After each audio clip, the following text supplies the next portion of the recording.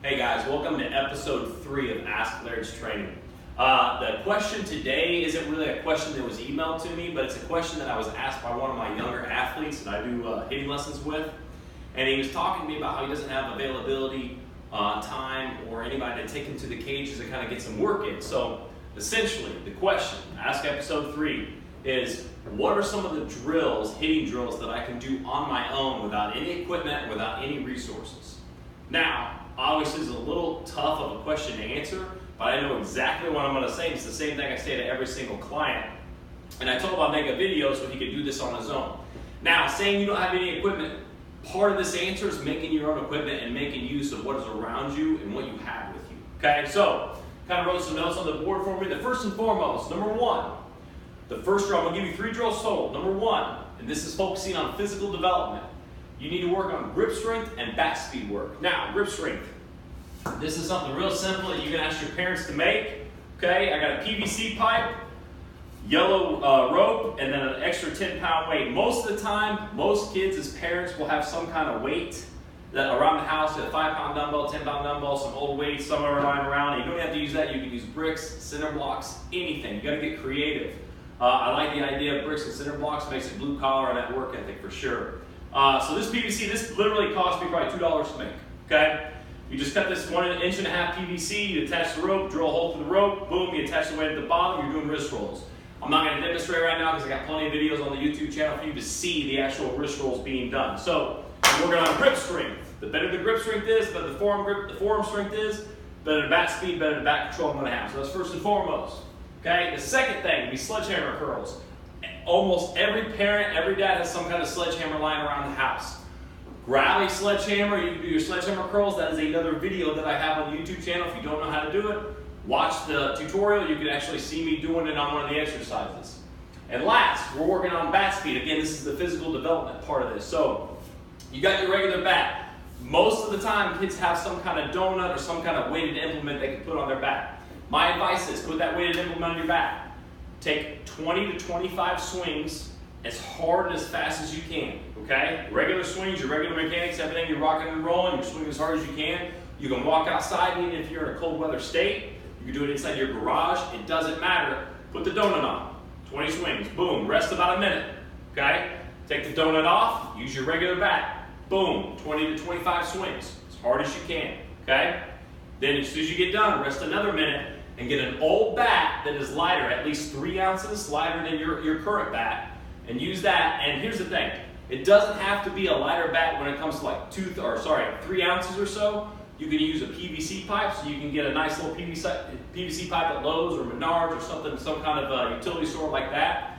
And you got to swing that as hard and as fast as you can right there. So you're doing a little bit of an underload training drill. Okay, so you're working on bat speed right there.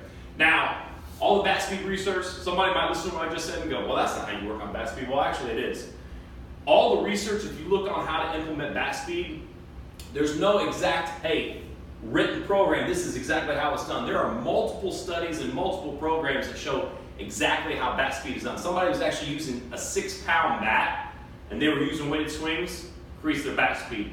Other people have used the 20%, like the axe bats, they do a 20% above, 20% below for the underload and their regular bat, and they do their bat speed work there. I have guys, we do a bat speed warm-up with dry swings with a 28-ounce donut, a 16-ounce donut, and their regular bat. And then sometimes at certain parts of the programming, we'll do a PVC pipe, which is about 16 ounces, and we'll swing those as fast as we can. I've had kids increase about 4 to 5 mile an hour bat speed in just 2 months. So I know it works. I've seen it done before. The actual experience of seeing it work, it will help you. So that's something you can do to work on your physical development when you're on your own. So now, number 2, and this is probably most important, is mirror work, okay? I say to every single kid that I work with, you've got to get in front of a mirror, you've got to see your body moving. You have to create that mind-muscle connection, seeing yourself in the mirror and seeing what you're doing when you're doing it. Most of the time, kids have faults in their swing that they can't fix because they don't feel it. And if you don't see it immediately, you're not going to feel it a lot of times. So one of the things, let's talk about, so okay, coach, you said to do mirror work, well, what am I looking for? Well, you're getting in your stance and you're right in front of a mirror. Big mirror in the house, if you only have a small mirror, you're looking at mainly from up here, seeing the bat angle and the upper body. If you got a full-length mirror, which most people have, you're right in front of the mirror and you're gonna watch yourself and you're gonna look at your stance. Make sure your stance is a nice, good body sway. Everything I'm gonna talk about is in my hitting mechanics series on YouTube. You can watch that and know exactly what you should be looking for. But stance, nice, good balanced position. You're gonna go through your load and separation, bang, stop, look inside the mirror, boom, you're gonna see my bat angle is right around that 45-degree angle. That knob is pointed toward the catcher. I'm in a good balanced position, striding on the ball a foot, making sure I'm striding into a balanced position. Those are things that you need to be looking for when you're doing that mirror work. So say you're looking in the mirror, boom, I'm gonna do 25 just load and separations to get into my launch position, boom, 3-4 days a week. Okay, so I'm right here, I'm looking forward, boom, load and separation. You wanna make this as live as possible, boom, you look in the mirror, we're good. Next rep, maybe I'm looking at the mirror the whole time, boom. I'm looking in the mirror and seeing exactly where the knob, exactly where the barrel is going while I'm getting my load and separation. Very effective. You get a feel for it. I use it all the way through college. I use it all the time. A lot of elite hitters will look themselves in the mirror and they'll kind of see exactly what they're doing, where their hands are. They'll work on that feel, okay?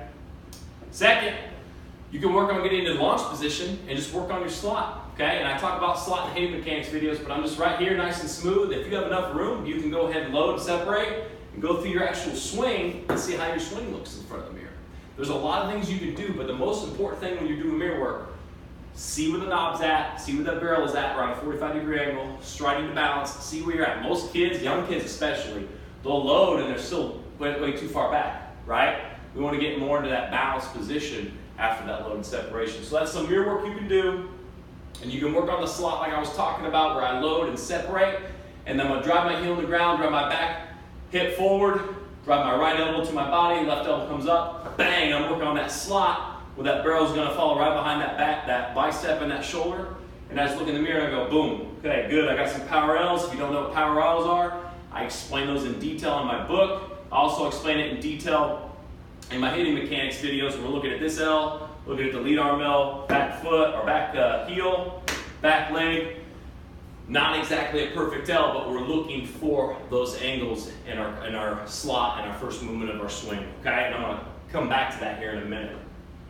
And number 3, if you have a brother or your dad or your mom, it doesn't matter. I did this all the time. I don't see many people do it much nowadays, and I thought it was very effective at building hand-eye coordination and kind of seeing the balls. Get those little skinny thunder sticks, okay? You don't even need that. Like I said, you can get a quarter or about a half-inch PVC or a 3/4 inch PVC and do this as well. Just cut it about 30 to 34 inches and work on swinging right here. But get those little mini golf balls, okay? So you're working on hand-eye coordination, all right? Just get a pack of 12. They're only like maybe $5-6. You can have somebody giving you soft toss. You have somebody tossing out in front of you, but you're using that small little thunder stick, that little PVC, it doesn't matter. And you're right here working again. If you can't afford a thunder stick, those 1/4 inch or half-inch PVCs, they're seriously like 50 cents at Lowe's. But you can work on making contact with that, boom, load and separate, and making contact, driving through the golf ball instead of the baseball. And you're just working on hand-eye coordination. You're working on hitting the right center, working on hitting the center, working on hitting the left center. The same things that you'll be doing when you're working with a coach like me, or your high school baseball coach, or whatever. Something for you can work on that hand-eye coordination, seeing the ball, and hitting the ball. Very simple, very effective. Now say, Coach, I don't have anybody for me. I don't have nobody to help me out. Okay, get a tee. After the Christmas is coming up right now, ask for somebody to hook you up with a tee. So, knob drill. I have a couple of videos on YouTube already talking about the knob drill. And when I say knob drill, we're not teaching a knob to ball swing path. All we're doing is working on our slot. We're working on those power L's I was talking about. We're working on getting in position. So, all you do is get a tee. I have a softball, and you don't even need a tee. If you have a heavy bag hanging up, you can use the heavy bag. You're just looking for a target to work on the slot, that first movement of the hands, hips, and the swing. So all I'm right here, I'm going to set this softball up. Again, this is a target. I'm not teaching a knob to ball push swing. That's not what we want to teach. That's the wrong way. I'm going to line up my belly button right here. It's almost like a slot, like I'm working opposite field here. I'm going to be about a foot away from this, and I'm going to choke up just a couple inches. And I'm just going to work on a nice little feel, my rhythm and tempo, load and separate with a pause, and from this position, bang, I'm going to work on that slot. Boom, right here, I'm driving that backside, and I'm just working on my first movement of my swing. I don't want to hit the ball and go and push forward. I just want to slot right here. That knob is going to be about right at the midline of my body, and that barrel is going to be following almost in a parallel position. I mean, it might be a little down. I don't want to lose control here. And the first movement of the swing, the hands, if I'm going to hit a ball here, the hands have got to work down to get in the hitting zone to work up through the hitting zone, right?